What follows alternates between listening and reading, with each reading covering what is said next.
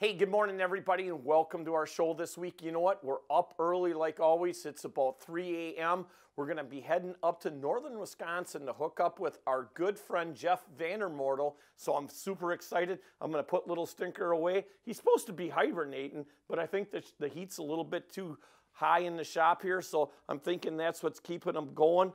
Hey, and as far as keeping going, let's get going and head up to northern Wisconsin. So everybody, you know what I always say, hold on to your heinies. It's going to be a great day.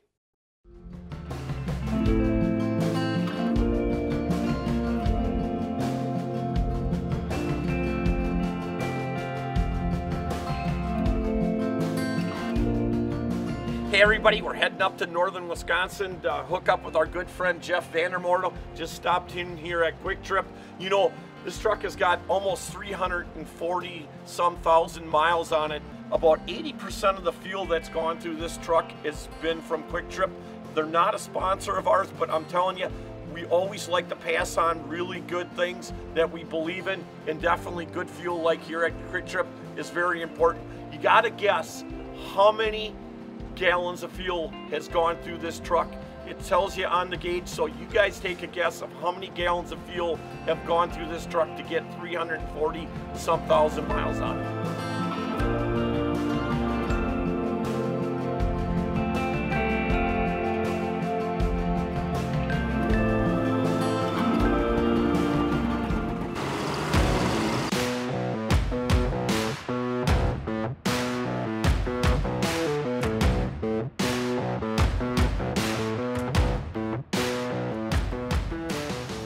Everybody, welcome to our show this week. We're up in northern Wisconsin with our good friend Jeff Remortel. Hey Jeff, you know what?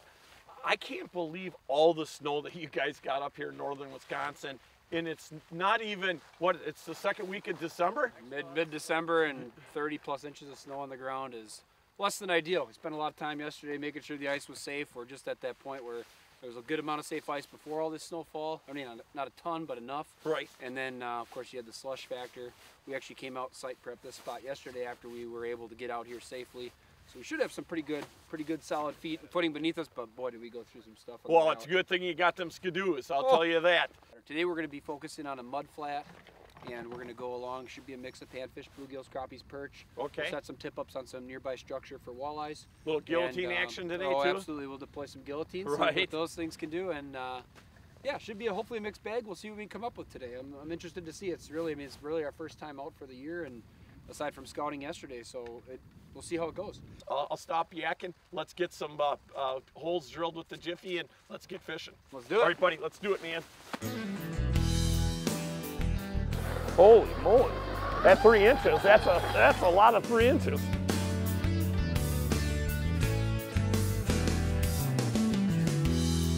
I don't know what I got going here, Jeff, but holy man, I don't know. What is this? Walleye? I don't know, whatever it is, but it is a nice mark, and it came off the bottom. Big small. Oh, yeah. Whoa, what a way to start. That is a nice. Oh, dude, I didn't think he was that big. Holy cats. And yeah, that's a dandy. I always thought that most of the time smallmouth kind of just clammed up in the winter. They didn't usually really feed a lot. I think that they're hanging in areas where not a lot of people are targeting them. Okay, so they still feed all winter. Some bodies of water you seem to kind of encounter them more. Yep. But yeah, that's a very nice one. Oh, that's awesome. I'll tell you that.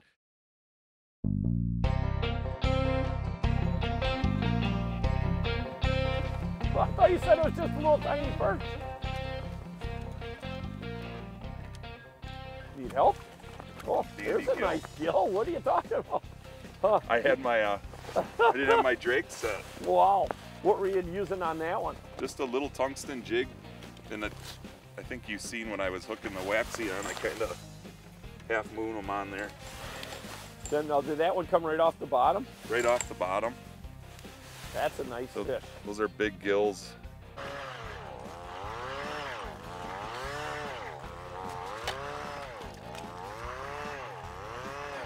Oh, a decent gill. Making a move. Grant said he's marking them. It's just a little sluggish. Oh, there you go. Oh, that's a real nice crappie. Boy, it looks like he hit that good. Now, what color do you have on? Glow in the dark. Okay. White. Grant, you got it going now. I don't know what you're doing. Oh, it's a nice one. said, really slow though, huh? Yeah, I'm just letting them take it. Jig it to get their attention, and then Yep, and then let them slurp it in. big perch. A perch? Yeah, You're nice. kind of a multi-species guy over there. I'll take that one. That's nice.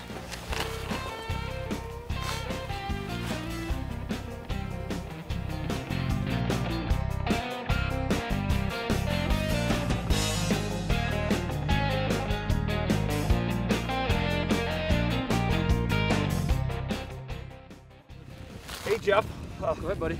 first flake of the day. Yeah, I just got done setting up. Yep, Set her nice up for job. about 5 minutes, collected Boy, my...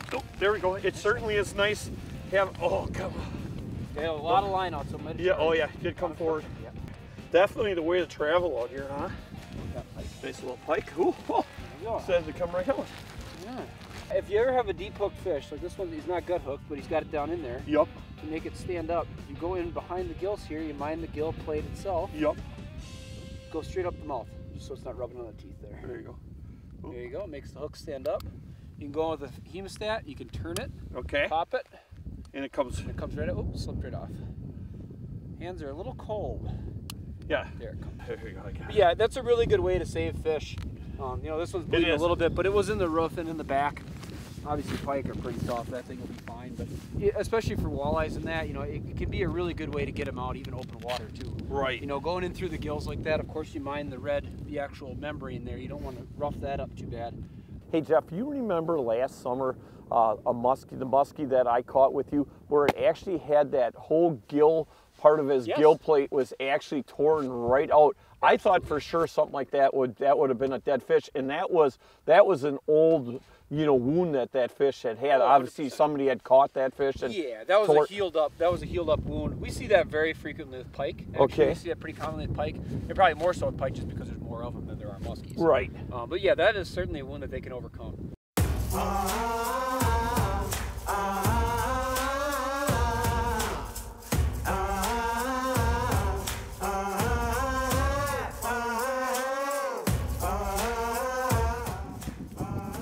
Bulldogging me.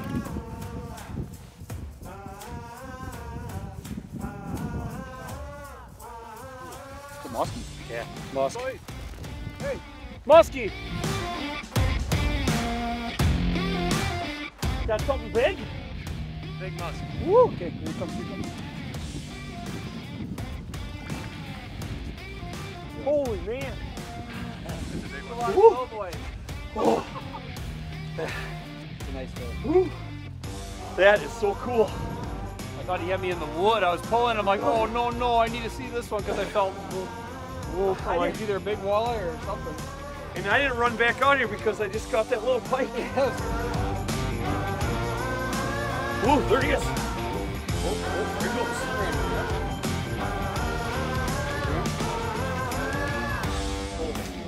Oh, Nice. Oh, pretty fish. Warhorse.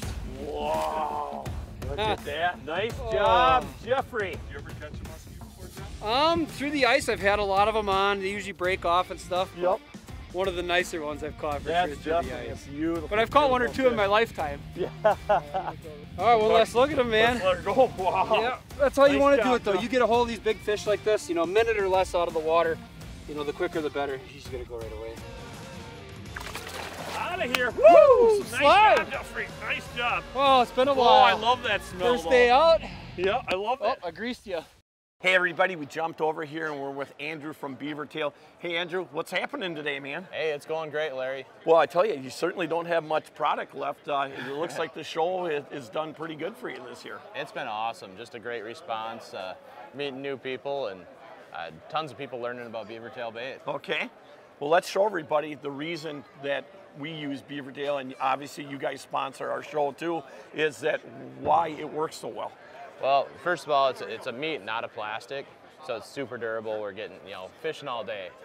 You barely ever have to rebait it. Right. But the real magic to it is just how it looks in the water. You can see your heartbeat in it. It moves like crazy. there's just nothing out there. There's some plastics that move pretty good when they're moving, but Right. you hold it dead still and you're still going to see It's still it. wiggling around. Yeah. Looks like it's alive. Yeah. Hey, Andrew, I'm going to say to you, you know, when this product, I first found out about this, I've only seen it and it was only in white. Now I look at your rack and I know you're missing a few colors here, but how many colors do you actually have now? We're up to 4. We've got the natural white, pink, purple, and chartreuse. Chartreuse sold out right away at the show, and white's out now too, but we'll be getting them back in here. Might be a little while. Everybody's got to bear with me a little bit, but we can't wait. That chartreuse looks absolutely deadly. That's awesome. Hey, why don't you tell us, we don't have a lot of time, tell us real quick, really, how did all this come about with the beaver tail itself? Where'd the concept come from? It's an old long line trapper trick. We found out well, probably almost 30 years ago, my dad figured out that, talked to a guy, and you know, it just lasts really well and was killing it for him. So we found a way to really preserve it and keep it from going bad. Because if you just cut up a piece of beaver tail, it'll work for a little while, but it's going to turn yellow, kind of look like a booger, and it'll be bad. So okay. We had to kind of master the packaging and the preservative to really make it what it is and how soft and supple like that. That's awesome. Hey, let's tell everybody, of course, if they want to check out the product and how they can buy it and all them good things. Yeah, you can go www.beavertailbait.com. I've got it in a lot of great retailers. There's a list on Facebook. I'm going to try and update the website here. I know Dick Smith he's got it. He's going to get it again this week. I think he might be running out soon. But and then you can also get it on Facebook Shop. And I think from time to time it's been on eBay and Amazon as well. That's awesome. Hey, Andrew, I appreciate that. And hey, you know what? We're going to be leaving the show and actually going to North Dakota to fish with it. So you'll be seeing it on our next week's show. I can't wait. Awesome.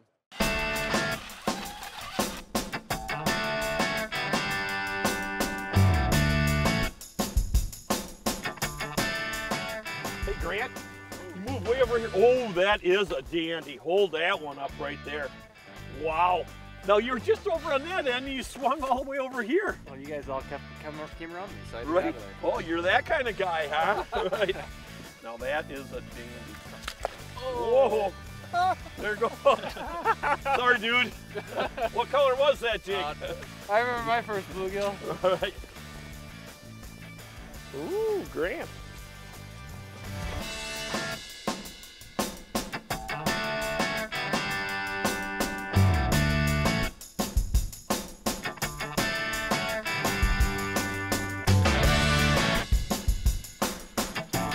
Yeah, real nice fish.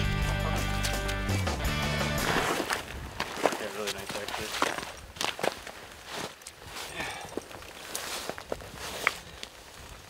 They came storming up out of the bottom. That's awesome. Look at that huge bluegill. Oh, that's pushing 10, dude. Yeah, that's nice. That's a dandy. Nice job. Moved out a little deeper, and first drop. Nice job, Grant. Perfect. Hey everybody, I can't think of a better way to break up the day than a Leroy lunch break. And today I've got some great brats we're gonna throw on the grill here. And I've got kind of a variety here, which is kind of nice for everybody, especially some of these guys have never had Leroy's. So I'm gonna get them going and won't be long. Hey, there's a flag this one up too, so.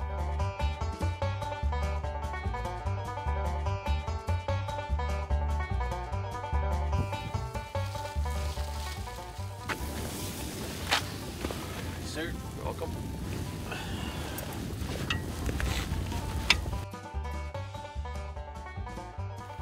Ooh, yeah, come on, guys.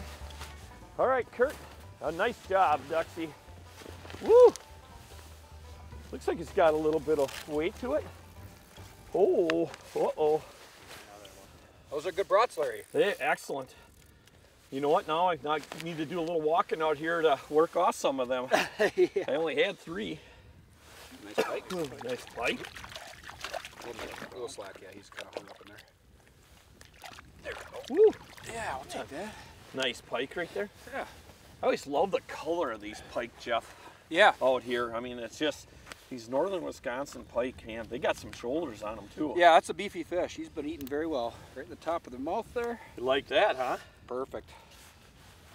Good fish. Now you're thinking this afternoon Good little eater if we were that I don't feel like cleaning pike today. No, that's okay. We're gonna get into some walleyes too, you figure, I hope huh? so. Yeah, we'll set up for walleyes for the evening here, and we'll see if we can pick up a couple of those. Hey, one thing I did notice on your tip-ups, Jeff, that you looks like you got pretty heavy line on there. You know, that leader material is important to use. You can get away with using regular monofilament or fluorocarbon line, but the leader material, it's got increased durability for that abrasion that you're going to encounter.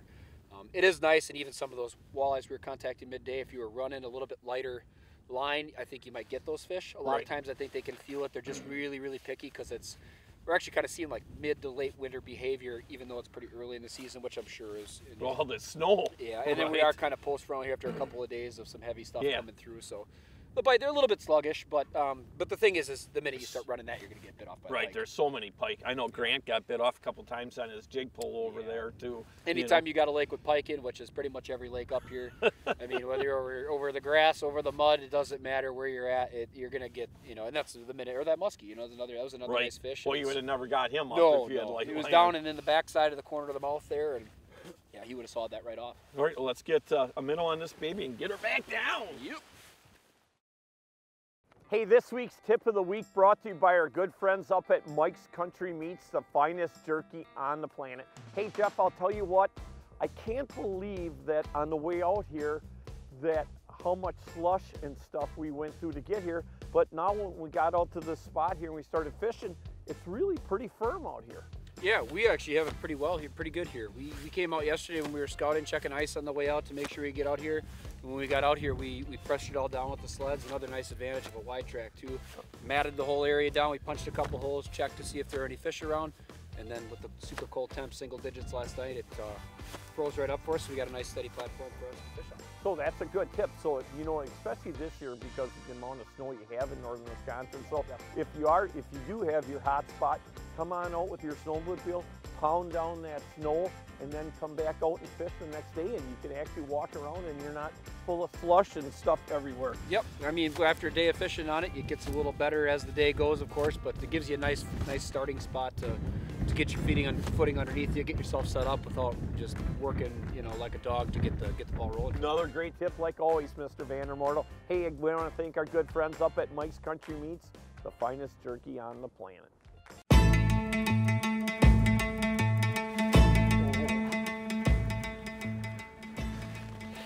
don't know what this is, Kurt. It's very heavy. He's not fighting me. He's just coming in dead weight. Might be another muskie. Whatever it is, it doesn't know it's hooked.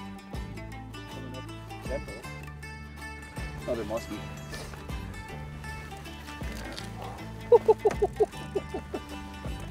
Yes! Here.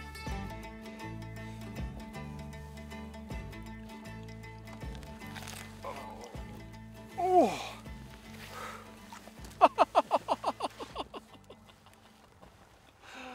Oh, that is so cool. That's a tiger. You can see the lobe fins, the barred markings. See how the tail's a little bit rounded? A little snubbier nose. And beautiful, beautiful markings on that fish. So cool. Our second muskie of the day. Unreal. I'm speechless. I knew this hole was going to produce a big one. It was it's right on the end of a point here. Went off. I set the hook on it. Absolutely no real fights. Just a couple head shakes. Oh, so cool. Oh my, holy cats. Wow, what? Hey, dude, Hi. What is going on here today? Oh. I was just BSing with Ron over there about, he moved from Chicago up to here and how he loves living up here and all the great people and all the great resources. And you caught another muskie. A tiger muskie, Oh, too. is that beautiful? It's a beautiful Look at hybrid. that. Wow. I mean, what a day today so far, Crushing some nice panfish, a few pike mixed in. And some muskies. Two beautiful muskies. Wow, and that a tiger. is so cool. I've never caught a tiger through the ice. You don't see that very That's often. the first for you, huh? Actually, I've been with you. Very when you much had a first. Wow. I don't know, but this is definitely a first. That- Very cool. We'll get him back.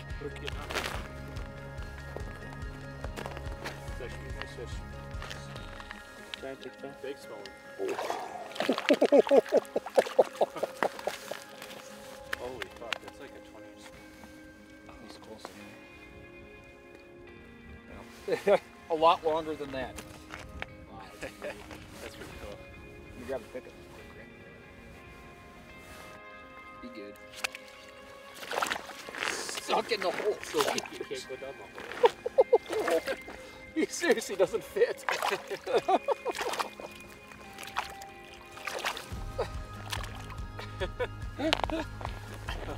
I'll tell you what, guys. When you got a fish so big it doesn't fit back down the hole, that's a nice job. Nice job, buddy. What a giant. Just keep feeling really until you feel weight there.